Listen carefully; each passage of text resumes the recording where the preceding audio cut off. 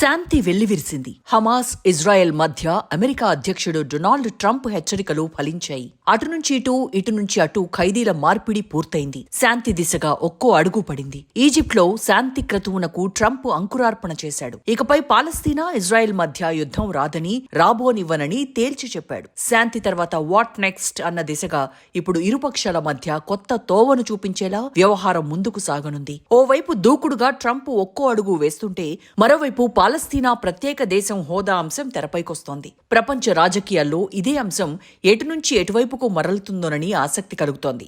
యూరప్తో పాటు పలు దేశాలు పాలస్తీనాను దేశంగా గుర్తించడంతో రెండు దేశాల సమస్య పరిష్కారమన్న భావన కొత్త ఉత్సాహం కలుగుతోంది. లండన్ నుంచి లక్సెంబర్గ్ వరకు, కెనడా నుంచి ఆస్ట్రేలియా వరకు ఒకటే మాట వినిపిస్తోంది. ఇప్పటికైనా పాలస్తీనా సొంత దేశమవ్వాలి, తన అస్తిత్వాన్ని చాటుకోవాలి. అమెరికా అధ్యక్షుడు ట్రంప్ గాజా కోసం 20 పాయింట్ శాంతి ప్రణాళికను ఆవిష్కరించడంతో ఇప్పుడు అందరి దృష్టి దానిపైనే పడుతోంది. 1000 ఏళ్ల చరిత్రకు, దశాబ్దాల రక్తపాతానికి తుది పరిష్కారం లభిస్తుందా అన్న ఆశ, అనుమానం, అనిశ్చితి మధ్యలో ప్రపంచం నిలబడింది. పాలస్తీనాకు ప్రత్యేక దేశం హోదా చర్చ ఊపందుకుంది. ముఖ్యంగా యూరప్తో పాటుగా పలు దేశాలు పాలస్తీనాను దేశంగా గుర్తించడంతో అసలు క్రతువు మొదలయ్యేందుకు రంగం సిద్ధమవుతోంది. ఇప్పటికే ఇరుపక్షాల మధ్య శాంతికి గ్రీన్ సిగ్నల్ లభించడంతో, మరోవైపు ఇంగ్లాండ్ పాలస్తీనాకు జై కొట్టడంతో ఇక అందరూ అదే బాటలో నడిచేలా సీన్ కనిపిస్తోంది. బ్రిటన్ ప్రధాని కీర్ స్టార్మర్ పశ్చిమాసియాలో పెరుగుతున్న భయానక పరిస్థితుల నేపథ్యంలో రెండు దేశాల ఏర్పాటుతోనే శాంతి సాధ్యమని,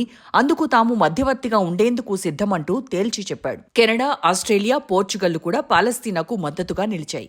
దీంతో ఇక ఏ శక్తులు కూడా పాలస్తీనా ఏర్పాటును ఆపలేవన్న భావన కలిగింది. పాలస్తీనా ప్రత్యేక దేశానికి ఫ్రాన్స్ అధ్యక్షుడు ఇమ్మాన్యుయల్ మాక్రాన్ కూడా ఆమోదం తెలపడం విశేషం. Malta, Monaco, Luxembourg, San Marino నుంచి కూడా ఇదే అభిప్రాయం వచ్చింది. అమెరికాలో జరిగిన ఐక్యరాజ్య సమితి జనరల్ అసెంబ్లీ సందర్భంగా సౌదీ అరేబియా, ఫ్రాన్స్ సంయుక్తంగా అధ్యక్షత వహించిన పాలస్తీనా అంశం శాంతియుతంగా పరిష్కారం కావాలని అనేక దేశాలు స్పష్టం చేశాయి. రెండు దేశాల పరిష్కారం అమలు కోసం ఉన్నత స్థాయి అంతర్జాతీయ సమావేశంలో ఈ అభిప్రాయం వ్యక్తమైంది. బెల్జియం, అండోరా కూడా గుర్తింపుకు సై అన్నాయి. అయితే హమాస్ నిర్బంధంలో ఉన్న ఇజ్రాయెల్ బందీలను విడుదల చేయాలని, గాజాలో అధికారం నుండి వారిని తొలగించాలని షరతు విధించాయి. ఇప్పుడు ట్రంప్ 20 పాయింట్ ఫార్ములా అదే విధంగా అడుగులు పడేలా చేస్తున్నాయి. మొత్తం మీద ఐక్యరాజ్య సమితిలోని 193 సభ్య దేశాల్లో 153, దాదాపు 80% ఇప్పుడు అధికారికంగా పాలస్తీనాను గుర్తించాయి. ఇటీవల ఇదే నిర్ణయం తీసుకున్న దేశాలను చూస్తే ఆ లిస్టు చాలా పెద్దదే అవుతోంది. దక్షిణాఫ్రికా,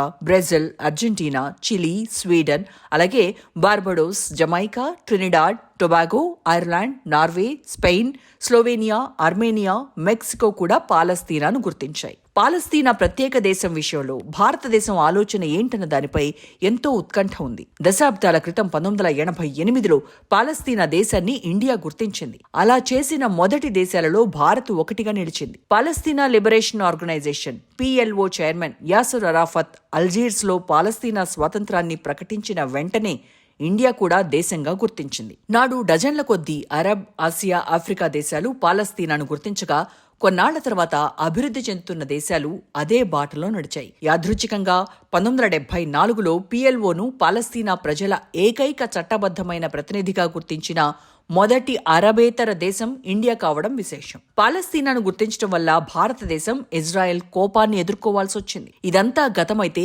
వర్తమానంలో పాలస్తీనా ఏర్పాటును తాము ఎట్టి పరిస్థితుల్లో అంగీకరించబోమని ఇజ్రాయెల్ ప్రధానమంత్రి బెంజమిన్ నెతన్యాహు స్పష్టం చేస్తున్నాడు. పాలస్తీనా దేశం ఉండదని ప్రతిజ్ఞ చేస్తున్నాడు. వెస్ట్ బ్యాంక్ లో యూదు స్థావరాలు విస్తరిస్తానని ప్రగల్భాలు పలికాడు. ఇది అంతర్జాతీయ చట్టం ప్రకారం చట్ట విరుద్ధమని, పాలస్తీనా దేశాన్ని ఏర్పాటు చేయడాన్ని ఆమోదించబోనని తేల్చి చెప్పాడు.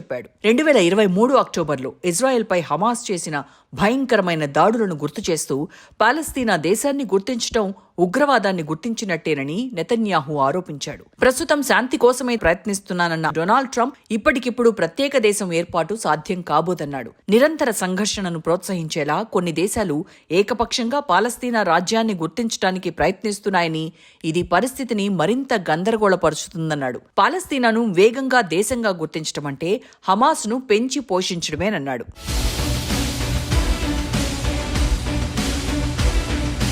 అయితే తాజాగా పాలస్తీనా ఇజ్రాయెల్ సమస్యకు ఒక్కో అడుగు పడుతోంది. పాలస్తీనాను సమస్యల నుంచి బయటపడేస్తామని అమెరికాతో సహా యూరోప్ దేశాలన్నీ కుండబద్దలు కొడుతున్నాయి. అమెరికా అధ్యక్షుడు డొనాల్డ్ ట్రంప్ గాజా కోసం ప్రకటించిన 20 పాయింట్స్ శాంతి ప్రణాళిక ప్రపంచం దృష్టిని ఆకర్షించింది. వైట్ హౌస్ లో ఇజ్రాయెల్ ప్రధాని బెంజమిన్ నెతన్యాహుతో సమావేశమైన తర్వాత ట్రంప్ ప్రణాళికను ప్రకటించాడు. తాజాగా ఈజిప్టులో శాంతి పురోగతిని ట్రంప్ ప్రపంచ దేశాలతో షేర్ చేసుకున్నాడు. ట్రంప్ ముందుగా చెప్పినట్టుగానే గాజాలో శాంతి స్థాపన, బందీల విడుదల, పునర్నిర్మాణం, అంతర్జాతీయ పర్యవేక్షణ విషయంలో ఒక్కో అడుగు పడుతోంది. 1000 ఏళ్లలో జరిగిన చర్చల్లో ఇదో ముందడుగన్నాడు డొనాల్డ్ ట్రంప్. ఈ ఒప్పందాన్ని లైట్ గా తీసుకున్నా, వద్దన్నా, కుదరదన్నా హమాస్ అంతు చూస్తానని బెదిరించాడు. తాజా ప్రణాళిక అమలు చేయడం కోసం తాను పూర్తిగా మద్దతిస్తానన్నాడు. ఇప్పుడు ఏర్పాటు చేయబోయే పరిపాలనలో హమాస్ కు గాని, ఉగ్రవాదులకు గాని ఏ పాత్ర ఉండబోదన్నాడు. హమాస్ ఆధీనంలో ఉన్న బందీలను అప్పగించాలన్న ట్రంప్ షరతు వర్కౌట్ కావడంతో నెక్స్ట్ ఏం జరుగుతుందోనన్న మీమాంస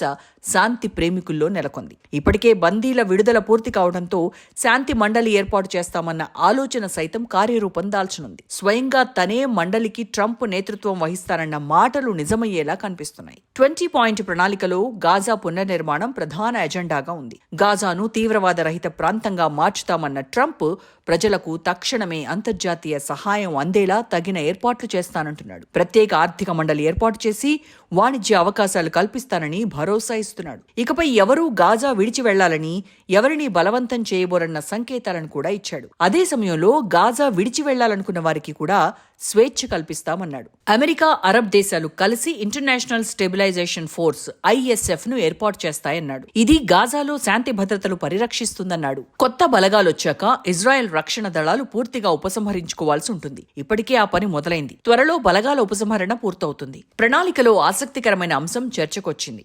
ఆయుధాలు వదిలిన హమాస్ సభ్యులకు క్షమాభిక్ష పెట్టాలని నిర్ణయించడం అందరినీ ఆశ్చర్యానికి గురిచేసింది. గాజా విడిచి వెళ్లాలనుకున్న వారు సురక్షితంగా వెళ్లేందుకు అవకాశము కల్పిస్తారు. 2023 అక్టోబర్లో ఇజ్రాయెల్ పై హమాస్ నిర్వహించిన దాడులు, నరమేధం తర్వాత యూదులపై జరిగిన అతిపెద్ద దాడిని పదే పదే గుర్తు చేసి హమాస్ చర్యలను మర్చిపోవద్దని ఇజ్రాయెల్ పదే పదే అంతర్జాతీయ సమాజానికి గుర్తు చేస్తోంది. మొత్తంగా మిగతా వారి ఆలోచనలకు ఇజ్రాయెల్ భిన్నంగా వ్యవహరిస్తోందని స్పష్టమవుతోంది. ఇజ్రాయెల్ వాసులపై నాటి ఊచకోతలో దాదాపు 1200 మంది యూదులు చంపబడ్డారు. కొంతమంది విదేశీ పౌరులు కూడా దాడిలో మరణించారు. చనిపోయిన వారిలో వృద్ధులు, చిన్నారులు ఉన్నారు. 251 మందిని బందీలుగా పట్టుకోగా వారిని తాజాగా కుదిరిన ఒప్పందంతో సురక్షితంగా ఇజ్రాయెల్కు హమాస్ అప్పగించింది. నాటి దాడుల తర్వాత ఇజ్రాయెల్ గాజాపై నిరంతరాయంగా వైమానిక దాడులు చేస్తూనే ఉంది. చివరకు అమెరికా అధ్యక్షుడు ట్రంప్ జోక్యంతో కాల్పుల విరమణ ఒప్పందం అమల్లోకి వచ్చింది. ఇప్పటి వరకు జరిగిన యుద్ధంలో అమెరికా ఇజ్రాయెల్కు మద్దతుగా నిలిచినప్పటికీ ఇప్పుడు అధ్యక్షుడు ట్రంప్ గాజా కోసం కొత్త ప్లాన్ వర్కౌట్ చేశాడు. గాజాలో ప్రస్తుతం నివాసం ఉన్న వారిని సమీప ప్రాంతాల్లో పునరావాసం కల్పించి ఆ ప్రాంతాన్ని విలాసవంతమైన రిసార్ట్గా అభివృద్ధి చేస్తామన్న ప్రణాళికలు పాలస్తీనా పునర్నిర్మాణంలో కీలక ప్రతిపాదనలు. అయితే దీనిపై అమెరికా, అరబ్ మిత్రదేశాల ప్రతికూలత వ్యక్తం చేయడంతో ప్రణాళికను పక్కన పడేశారు. అరాఫత్ పాలస్తీనా దేశాన్ని ప్రకటించిన 3 దశాబ్దాల తర్వాత యూరోప్ తదితర దేశాలు ఇప్పుడు అకస్మాత్తుగా పాలస్తీనాను గుర్తించాలనుకోవడం ఆసక్తిని కలిగిస్తోంది.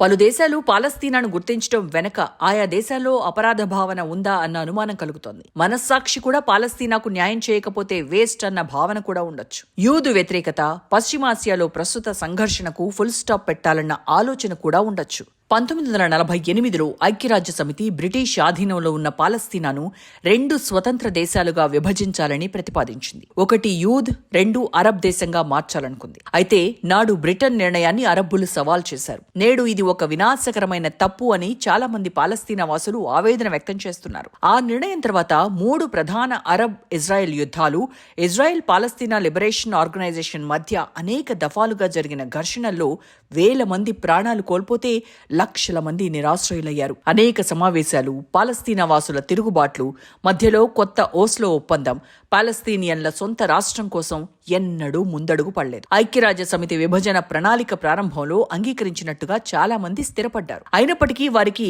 దేశం హోదా మాత్రం నేటికి కలగానే మిగిలింది. ఇజ్రాయెల్ పాలస్తీనా భూభాగంలో దాడులు ఆపకపోవడంతో వెస్ట్ బ్యాంక్ భూమి కుచించుకుపోతూనే ఉంది. అంతేకాదు ఇజ్రాయెల్ పాలస్తీనా వాసులపై మరిన్ని ఆంక్షలు విధించింది. ఇజ్రాయెల్ గాజా నుండి వైదొలిగినప్పటికీ అది పూర్తిగా వైదొలిగినట్టు కాదనే చెప్పాలి. సరిహద్దు క్రాసింగ్లు, వస్తువులు, ప్రజల కదలిక, పన్నుల వసూలు పంపిణీపై అది నియంత్రణను నిలుపుకుంది. దీనికి ప్రతిగా పాలస్తీనియన్లు హమాస్, ఇస్లామిక్ జిహాద్ వంటి మిలిటెంట్ గ్రూపులతో కలిసి ఇజ్రాయెల్ లోపల ఉగ్రవాద దాడులను కొనసాగించారు. దీంతో ఓస్లో ఒప్పందం డెడ్ అయిపోయింది. ఆశ కనిపించినప్పుడల్లా దానిని నామరూపాలు లేకుండా చేయడం అలవాటుగా మారింది. హమాస్ ఇజ్రాయెల్ పై దాడి చేస్తోంది. ఇజ్రాయెల్ దాని మిలిటెంట్ నాయకుల్లో ఒకరిని హత్య చేస్తోంది. చర్చలను అడ్డుకునేవి. 2023 అక్టోబర్లో కూడా ఇదే జరిగింది. హమాస్ దాడికి ప్రతిగా ఇజ్రాయెల్ అసమాన శక్తితో యుద్ధం చేసింది. హమాస్ మంత్రిత్వ శాఖ 62,000 మందికి పైగా పాలస్తీనా వాసులు మరణించారంది. ప్రజలు చెల్లా చెదురైపోగా గాజా దాదాపు నేలమట్టమైంది. ఇటీవల స్వతంత్ర ఐక్యరాజ్య సమితి విచారణలో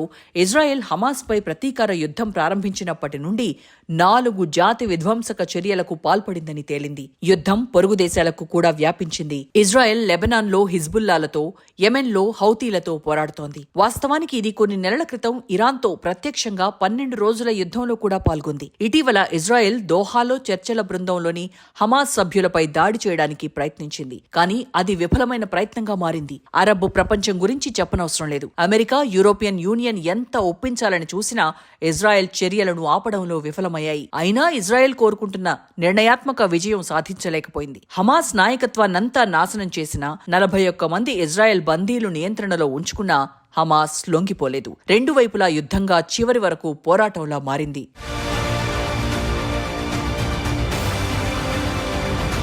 పాలస్తీనా గుర్తింపు అనేది ఇజ్రాయెల్ను చర్చల పట్టికకు తీసుకురావడానికి, రెండు దేశాల పరిష్కారం కోసం అవకాశాలను సజీవంగా ఉంచడానికి ఒత్తిడి వ్యూహం. ఇది ఇంగ్లాండ్ ప్రధాని స్టార్మర్ చేసిన ప్రతిపాదన. ఆస్ట్రేలియా ప్రధాని ఆల్బర్ట్ అల్బనీస్ కూడా అదే వాదన వినిపించాడు. పాలస్తీనా గుర్తింపు ఇజ్రాయెల్ పాలస్తీనియన్లను శాంతి భద్రతలతో పక్కపక్కనే జీవించడానికి, రెండు దేశాల ప్రజల శ్రేయస్సును ముందుకు తీసుకెళ్లాలన్నాడు. రెండు దేశాల పరిష్కారం కోసం అవకాశాలను కాపాడుకోవడానికి గుర్తింపు అవసరమని, ఇది హమాస్ యూదు వ్యతిరేకతను పెంచడమంటే ఓటమవుతుందని మాక్రాన్ తన చర్యను సమర్థించుకున్నాడు. అయితే వచ్చే రోజుల్లో వరస్ట్ కూడా జరగొచ్చు. మరిన్ని పౌర మరణాలు, గాజా నివాసితులను ఈజిప్టు బహిష్కరించడం, వెస్ట్ బ్యాంకును స్వాధీనం చేసుకోవడం, హమాస్ బందీలను చంపడం మొదలైనవని ఆయన అన్నారు.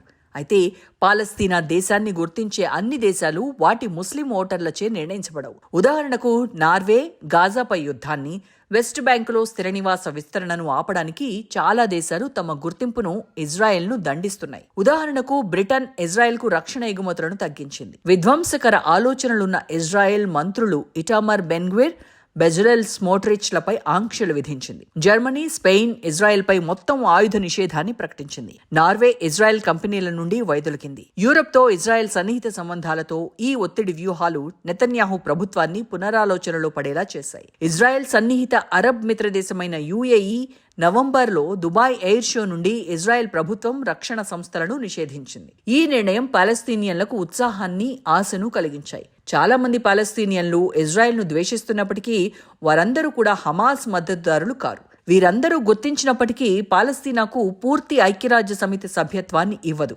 అందుకు భద్రతా మండలి ఆమోదం అవసరం. దీనిని అమెరికా నిరోధించే అవకాశం ఉంది. దేశ గుర్తింపు చర్యకు మద్దతు ఇవ్వబడినప్పుడే మొత్తం సినారియో అర్థవంతంగా ఉంటుంది. మొదటిది యుద్ధాన్ని ఆపడం, కాల్పుల విరమణ విధించటం, బందీలందరినీ తిరిగి పొందటం, హమాస్ను నిరాయుధీకరించటం, సాయుధులను వెళ్లగొట్టడం.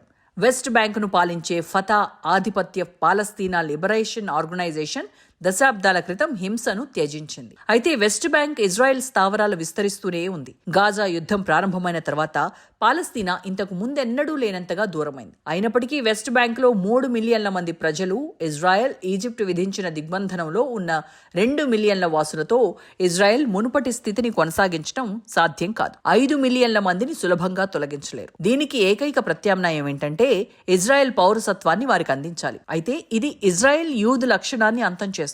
ఇజ్రాయెల్ ఈ ఆలోచనను ఆమోదిస్తుందా అంటే డౌటే. మొత్తంగా యుద్ధం ఇజ్రాయెల్ పైన తీవ్ర ప్రభావాన్ని చూపించింది. బ్లూంబెర్గ్ ప్రకారం 2 ఏళ్ల యుద్ధం వల్ల ఆ దేశానికి దాదాపు $229 బిలియన్ ఇజ్రాయెల్ షెకెల్స్, దాదాపు $67 బిలియన్ వ్యయమైంది. దాదాపు 3 లక్షల మందిని ఆర్మీలోకి రిక్రూట్ చేయాల్సి వచ్చింది. ఒక్క గాజాలోనే 439 మంది సైనికులు మరణించారు.